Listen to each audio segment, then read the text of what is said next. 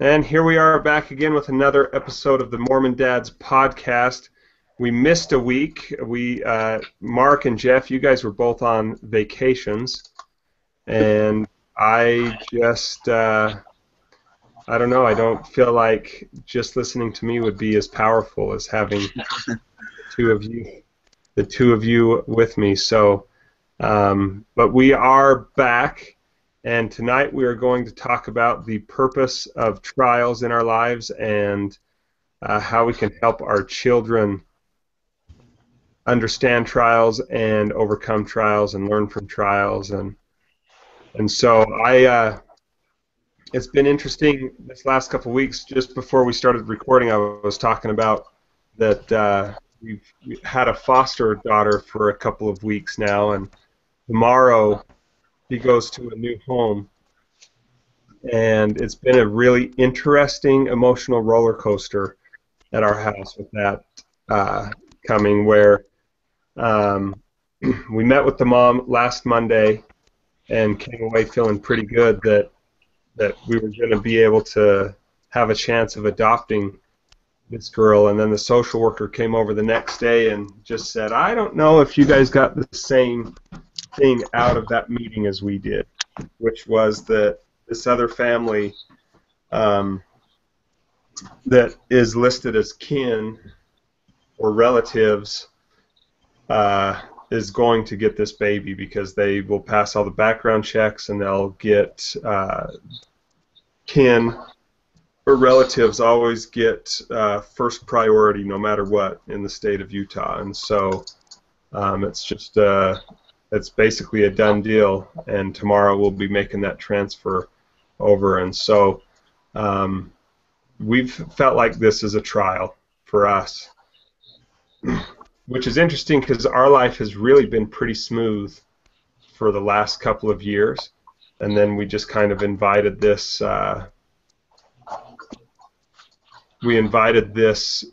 I don't want to say we invited this trial into our lives, but we invited this circumstance into our lives, and now it's been kind of tough and has been a trial.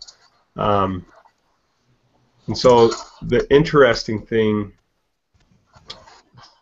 for me right now is just watching and noticing the different reactions that me and my wife have had in this whole process, where I'm really more sad and she's really more angry. And she even said today, she's like, it's so interesting to me that I deal with this sadness with feeling anger.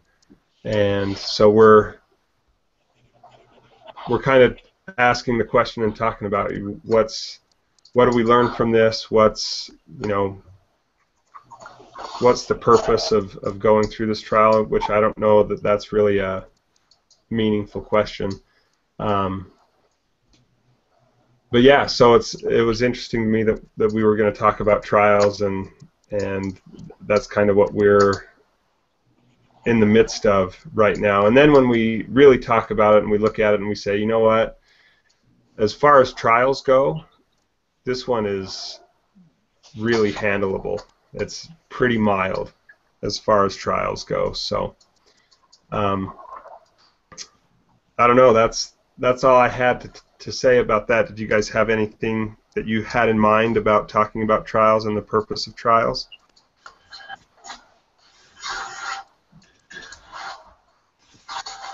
Go ahead, Mark. Well, I don't know. I mean, just talking about yours, like you say that it's not that big a deal because maybe it's been 2 weeks with the baby or whatnot. But I think when things are emotional, it always becomes more of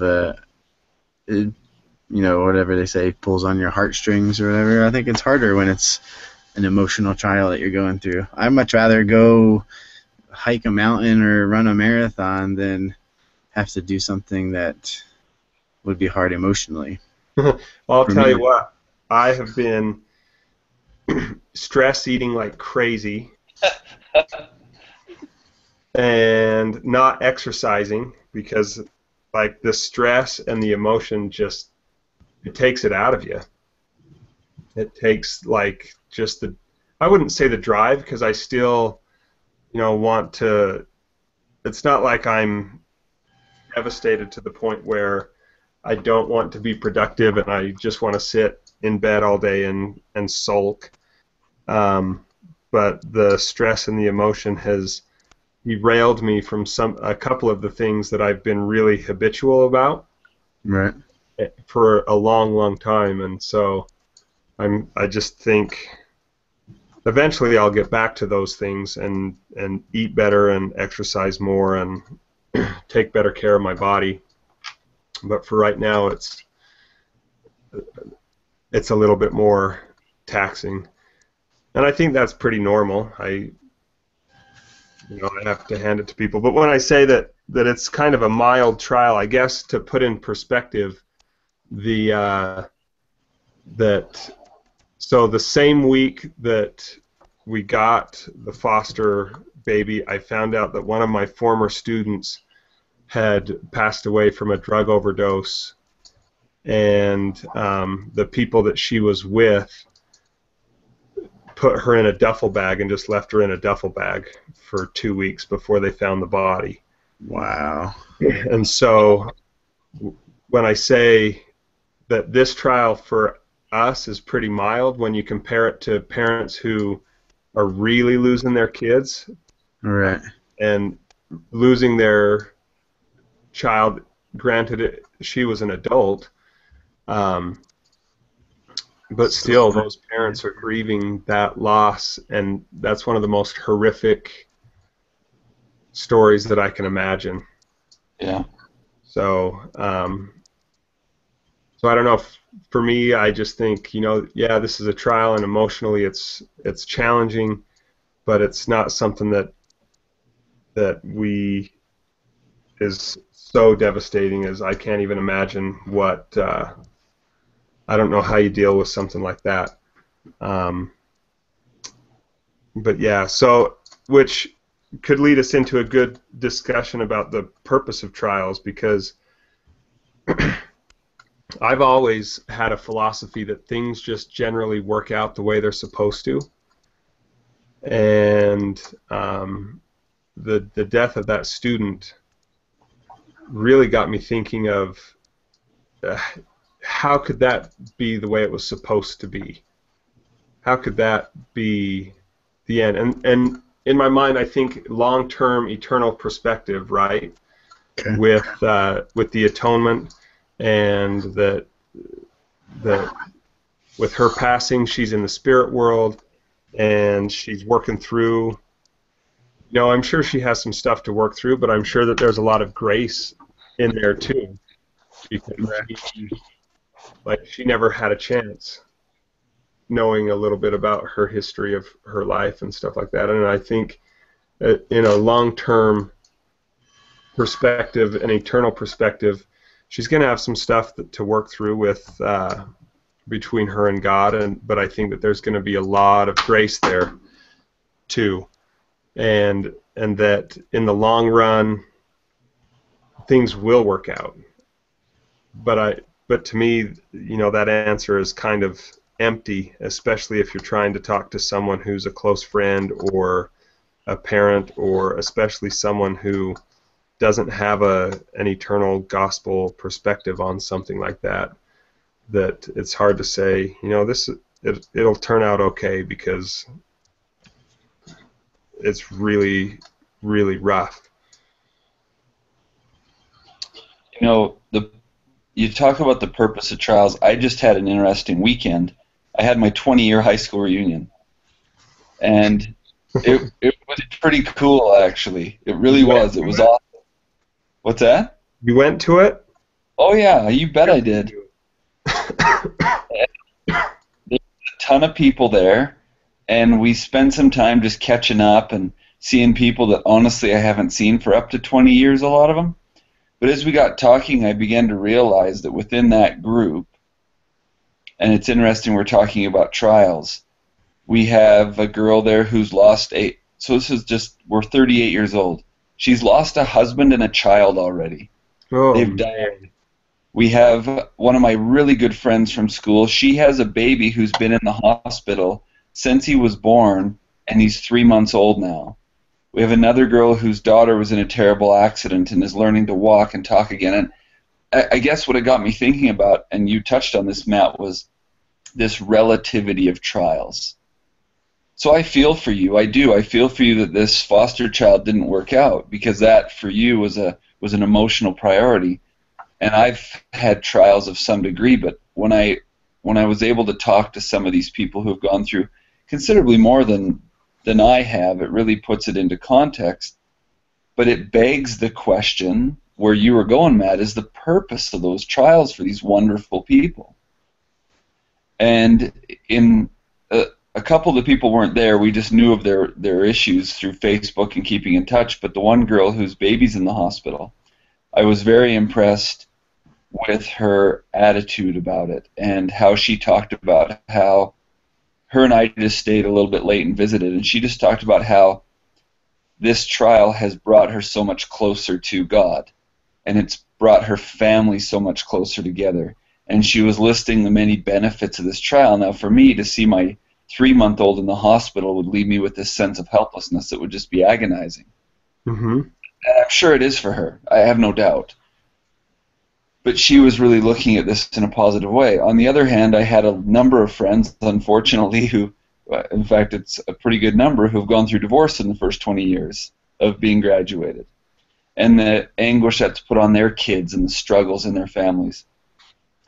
And it's been fascinating to watch how some of them responded to that trial.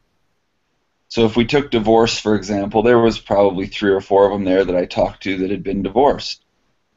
And it was fascinating to watch how they responded and what their response was. Some were good and some, frankly, weren't.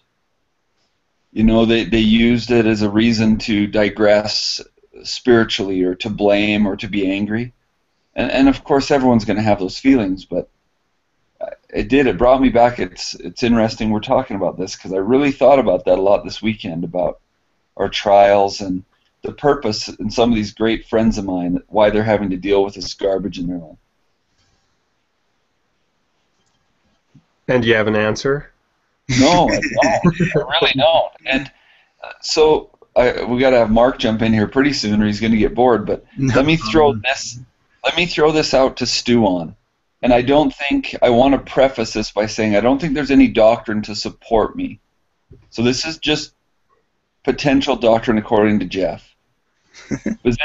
Is it at all possible that we experience trials in our lives for one of 2 reasons? One is we have to be tested in that thing. That's probably fairly reasonable, that we need a test, or we need a humbling even. Let's talk about, Jonah or Job, or someone that it was really a humbling experience. But my maybe more controversial thought on it is, do people in our lives have trials to see how we will respond to them? I totally agree with that. Like, someone has a trial because that's an opportunity to test us on whether or not we're going to mourn with those that mourn and comfort those who need to stand in need of comfort. Yeah, that's exactly what I'm getting at. Is it unfortunate that maybe because Matt or Mark or Jeff need to prove themselves, that someone we know and love has a trial to see if we will respond in a Christ-like manner, and will be accountable for not responding to that trial? Ooh, that's a good question. And I don't know. I don't either. I think it is 100%. I don't think that's controversial at all. Okay. So I know a family where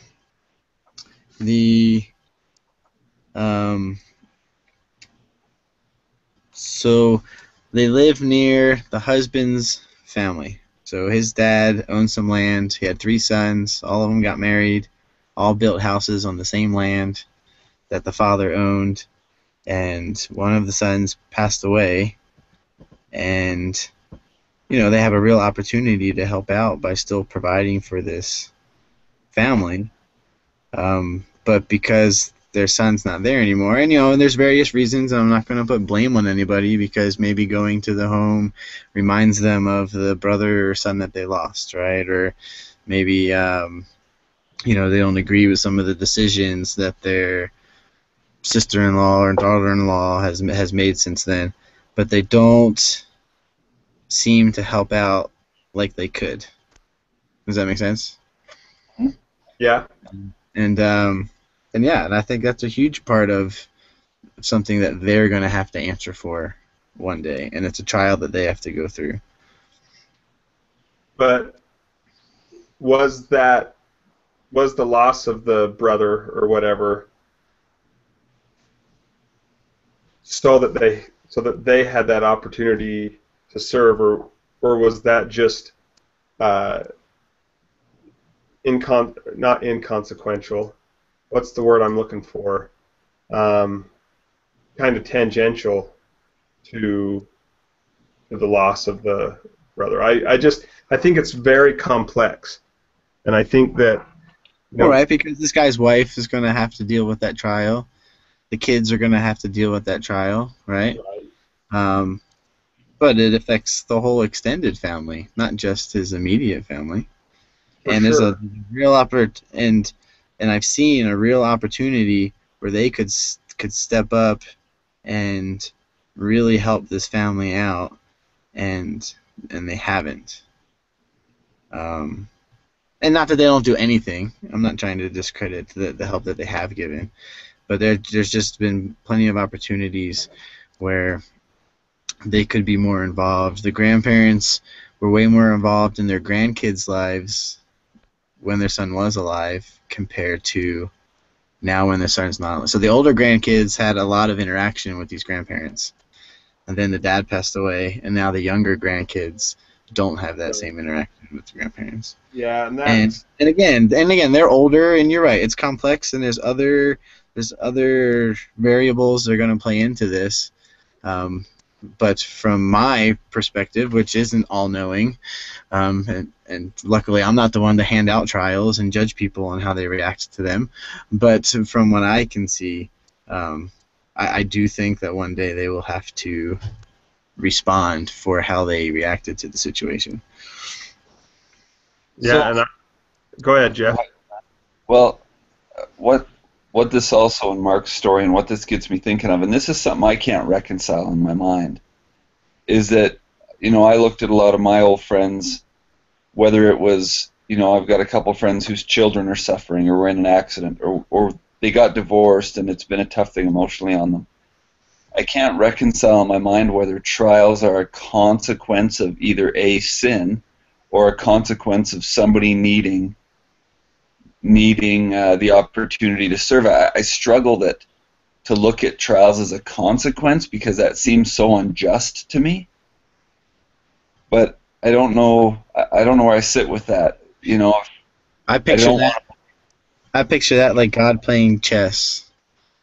So he's able to see 3 or 4 moves ahead, and I think it all works out to where if a trial is a consequence, because you are going to have consequences for poor choices, right? And it's just I guess it depends how you want to define the word trial, but if you make a wrong choice, you're going to have hard things happen to you, But I feel at least that God sees enough ahead that when that trial comes, it's going to be something, if not that person needed, it's going to benefit them somehow down the road. Yeah, I mean, I think I agree with you, Mark, and I appreciate the forward-looking nature, the forward-looking concept you're giving, because I refuse to believe that some of these people are experiencing, for example, either the death or an accident or poor health of a child. I guess maybe I refuse to accept that that's a consequence of something they did, because I find that terribly agonizing if that were me. No, I agree. Well, and I think that there's room for just the fact that we live in an imperfect world and we're human beings, and that I don't know that every trial that we go through is something that God said, boom, you get a trial. I think that there are trials that just come because we live in an imperfect world, and we live with people who choose evil, and who and we have bodies that get sick for no, and I don't know that that God makes us be sick. I think we just have bodies and we get sick. And does God have the ability to heal us? Yes, but he doesn't all the time. And so, like, I think that there's room in that discussion of, is, our trials a consequence for sin? Well, yes, they can be. Or is it something that is deliberately given so that someone can learn a specific lesson, or develop a specific trait, or have their character tested? Yes, but also I think there's room for just the randomness of life, and as unfortunate as that is, I think that there's a lot of trials that happen that are just because of that. Okay. I agree. I see it as a bit of the butterfly effect too, and I think, Matt, what you were saying is that there's so many activities going on at any given time in this world. We only see what's within our purview. We see everything within our personal context. But the butterfly effect would say, butterfly flaps its wings on the other side of the world, and it creates a hurricane in where you live. But so many people are making decisions with so many different consequences, thousands at a time, millions at a time. And sometimes we become the recipient of those decisions, good or bad. Mm-hmm. And I would say that sucks, to be quite coarse sometimes. But I don't know how else to reconcile it in my head. But I would argue still that they're not inconsequential. We've talked before here on the podcast about how we need things to help turn us back to God and remind us to turn to Him. And so, somebody who made a bad mistake on the other side of the world that led to me having a bad morning this morning somehow, I think that they're still important, because I'll have to sit back and be like, Heavenly Father, I'm having a rough day, help me out here, and it still turns me to Him. Yeah, and like I said before, I had my one friend whose baby's in the hospital. I was just so impressed by her. She has this terrible trial that I would be struggling with to come to grips with, the justice in it. And yet her comments kept saying, it's bringing me so much closer to God. It's bringing my family closer to God. That's what she kept seeing from it, where I'd be saying, what did I do? Well, what's my problem? Right. I agree with you, Mark, that there is... Go ahead. Sorry, I was going to say I would argue the opposite. I would argue that God gives those kind of struggles, because you're right, that is not the consequence of anybody's actions, a child being born with health issues, I believe that Heavenly Father has so much faith in this woman that He gave her this trial, and like you said, she's going to develop traits and learn things about Heavenly Father and her relationship with Him that she may not have without this trial. But like you said, it's brought her closer to her family and brought her family closer to God, because now they have the situation to learn on how to deal from this situation. They have the opportunity to learn from this type of situation, and Heavenly Father trusts this woman that she can handle it, and that other people now will be blessed because she gets the opportunity to experience this. Mm-hmm.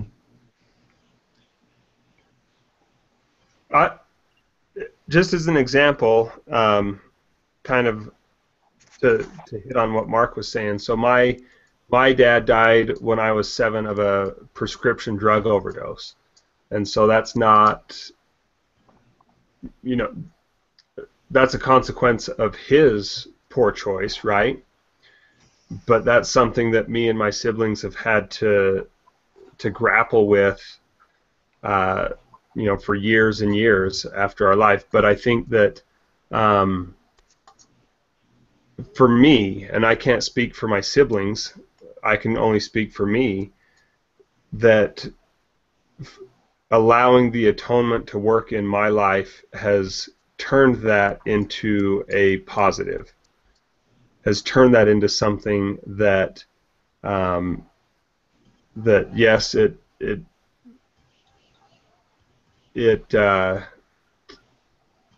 I felt out towards God more. I have had experiences that are sacred experiences that have shored my testimony in times of questions or doubting. Through that, I've had, I've developed character and the ability to empathize and compassion and the ability to understand what young people are going through that have been through similar situations through that. And so I think that it's something that's been one for me, definitely through the atonement, has been turned into a positive, but also through my choices and my own agency and the way I choose to look at life and to look at that trial, and how I changed how I did look at the trial, where for years it was something that was very hard and very worked through lots of depression throughout middle school and high school, and being able to kind of work through, not kind of, but to work through that and to change my paradigm and change my perspective and to rely on the Savior, that's become a positive thing in my life. But it's taken, it took years and years for that to transpire and for that to take place. And I think that when we're going through trials, we struggle in the immediate now, and we forget to look that there's going to be, generally, there's going to be an over time where we gain perspective and we gain a different viewpoint on those trials, and to be able to see where positives came from them. And I think when we look back, we'll be able to know and be able to see, okay, was this a trial because I was making bad choices? I think, at least for me, I think that that's something that we generally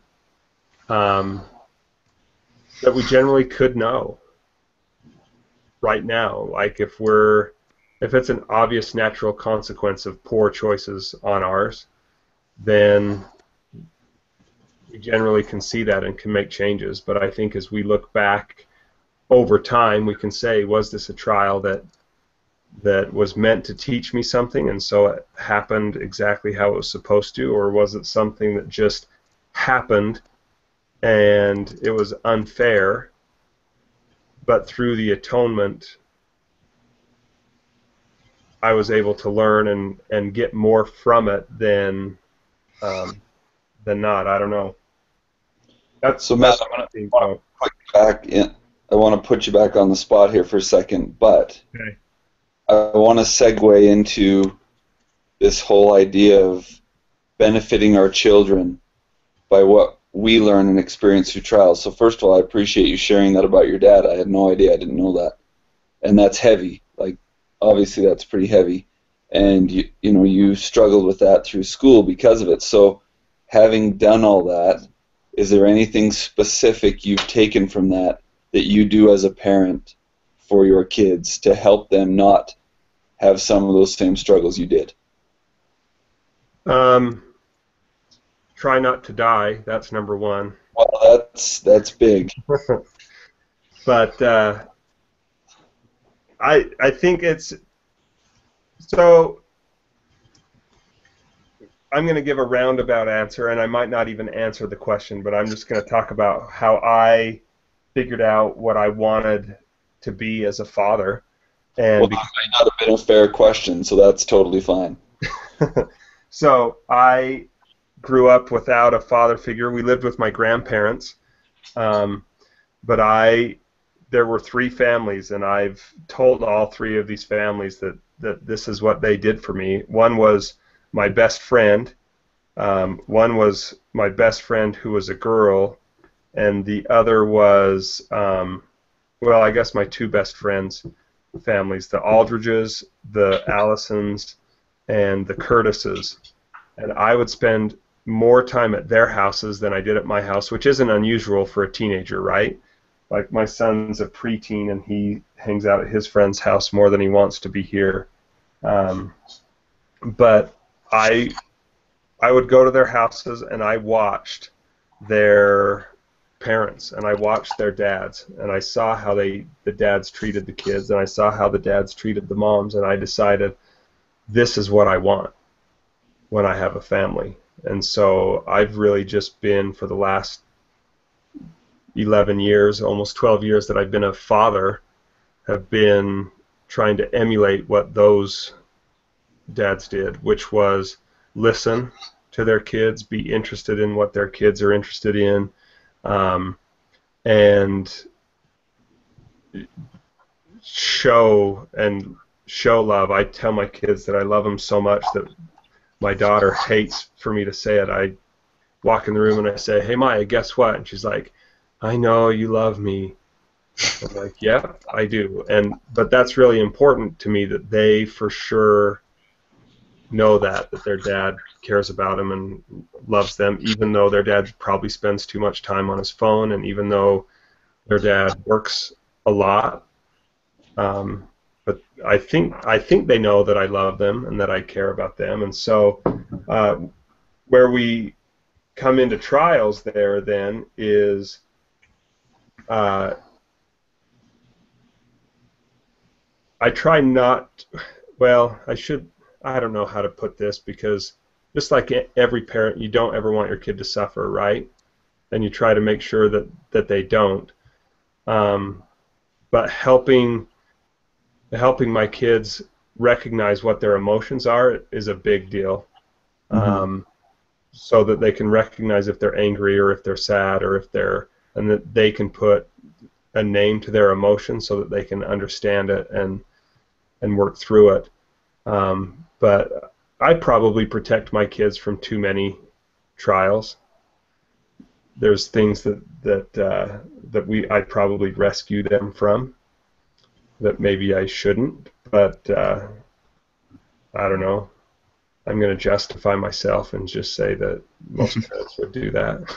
I think. But to answer your question, Jeff, those would be the things. Is just knowing that they have a safe place. And so there's a book called I don't remember what it's called now. I wonder if it's on my bookshelf. But I think it's called How Children Learn, or How Children Succeed, or something like that. And one of the things in there actually was a study with rats. And it talked about that the scientists would intentionally put rats through stressful situations, the baby rats, and the ones that when they got back to the mom, what the moms would do is they called it grooming, which, working in a residential treatment center, that has a different connotation to it than what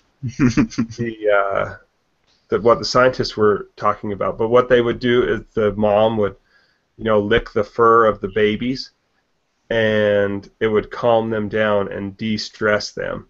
And so what this book was talking about is, with our children, when they go through trials or when they have stressful situations, they need to have the ability to have somebody who can take on that role for them and let them know that it's going to be okay, and let them know that they are okay and that they're still safe. And in the reality, there's too many kids that go through trauma, that their parents are causing trauma in their life, and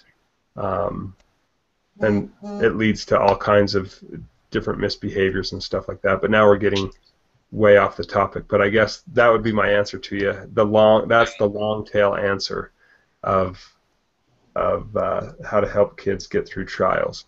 And I think it's going to change years too as they get older.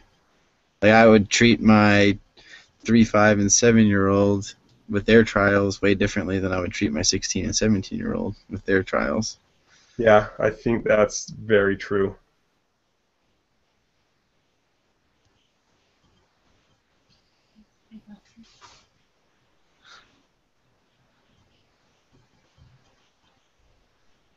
Well, It's true. Sorry.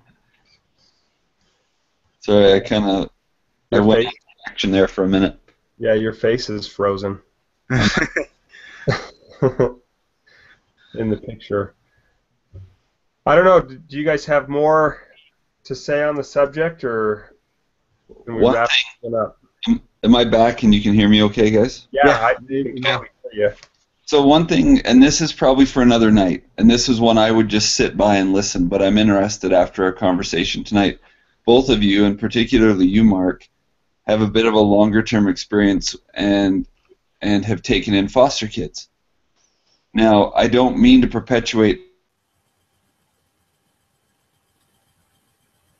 I think he cut out.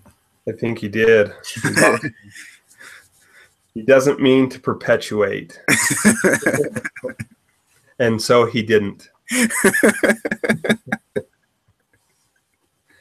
That's funny. Oh, he's back. Well, there he is. Guys, you'll have to do some editing, Matt. It was really funny because you said, I don't want to perpetuate, and then you just cut right out. And Matt's like, you did it. Yeah, sorry. So what I was saying, and sorry, Matt, you'll have to edit this a bit. That's okay. I don't want to perpetuate stereotypes, but generally foster kids are foster kids because they've experienced a number of trials. They have circumstances in their lives that are difficult, so they're not in a conventional home environment.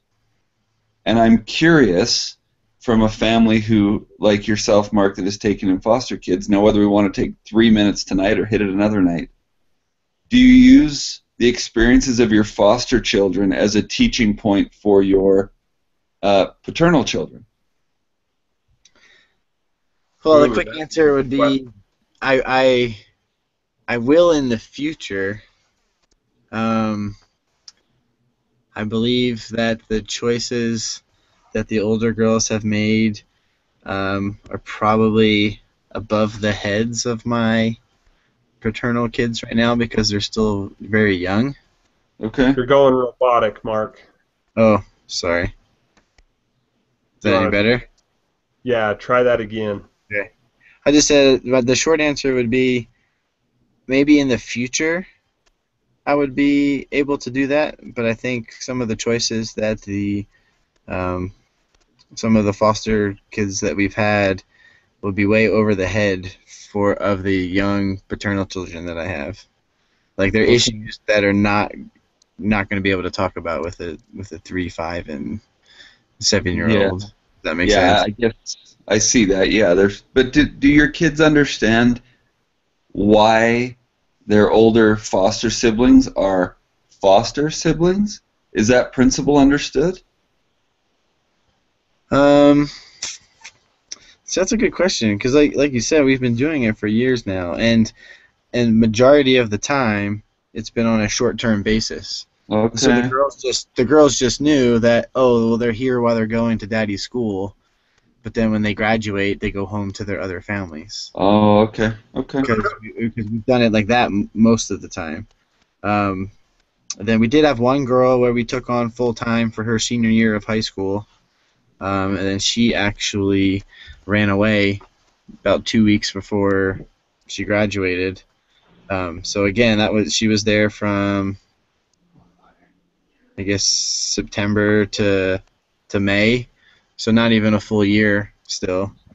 So it's a little different situation with the current girls we have because that was the attitude that my daughters had. It was just like, oh well, you're just going to go back to your other home, or when you're not going to be here forever. But it's kind of a situation where they can. I don't know if they will because they will always have the decision to leave when they're 18, and who knows if we'll ever hear from them again. But we have a relationship now where they're much closer with our family as any of our other foster kids ever have been. And I don't believe that they would just get up and run away. And I Yeah. think now it's to a point where they do consider them their actual sisters now. My little girls, they call them sisters when they draw pictures. Dakota just drew a picture of our family the other day. She had all 7 of us, not just us 5. My 16-year-old daughter, she calls me and my wife mom and dad all the time, and she calls them little sis all the time. And so it's been kind of neat to see them actually become a part of our family, whereas in the past it has been kind of on a temporary basis. Okay. I would say that my son's, he's a little older. He's going to be turning 12, and he wasn't keen on the foster care idea until, and I don't know if this impacted him or not, but it seemed to be kind of a turning point in his attitude, where we went to see the new Avengers movie, and the what's that new boxing movie that's out where the guy gets in a fight at a party and his wife gets killed? Is that Southpaw? I think it is Southpaw. And Okay. so in the trailer, we're watching this trailer and all that's happening, and there's a courtroom scene where the dad is in court and the court determines that he's unfit and just says until he can get his act together, then the daughter's removed from his custody, basically. And it's a really emotional scene, and I just leaned over to my son and just said, you just need to know that every single kid that comes to our house has had that happen to them. And I think that kind of opened his eyes to the trials and the hardships that the kids that would be coming to our house are going through, because they're, that's traumatic when you are removed from your parents' custody because they're not fit. And so I think that has allowed for my son to kind of understand his trials in a, Jeff, you used the term earlier, the relativity of trials, and I think that's been able to help my son look at his trials in a relative nature. And one time over Christmas time too, my son and my daughter, really, they wanted to use their Christmas money that they got from grandma's to go buy a video game, and the store didn't have it, and they were so distraught that, like, they were just having a complete meltdown. And while they were looking for the game, the mom of one of my students was in the store, and she's like, yeah, we just didn't really have much for Christmas. My son, who's 18, he got a homemade University of Utah pillow that somebody made for him, and that really was his best gift and his favorite gift. And the girl in the family had gotten a watch that she really loved, but she needed shoes, and so she had to take the watch back to get shoes. And so my kids were in the car having a meltdown about that they couldn't find this video game, and I kind of got upset with them and just said, you know what? This is the conversation that I just had with this mom and these 2 kids. This is what their Christmas was like, and you guys are really, really blessed, and your attitude stinks right now. And that kind of shook them up a little bit, because I'm not very often that direct and that blunt, but I think that to help, I think that helped my kids to see, their this trial that they thought that they were facing in a relative sense too. So, are you playing slot machines over there? Anybody else No, hear we're that? listening intently, man. What are you talking about? But for the sake of time, I guess we probably should wrap this one up. I think we should, but I think this I was think a we can good continue discussion. the topic another time. Yeah, I can't say we answered any burning questions, did we? Well, we set the stage for a meaningful discussion later. All right, that sounds good. Okay, well, I'll talk to you guys next week then. All right. Yeah, Have a sounds good evening. You too. Okay. See you, Matt. Bye.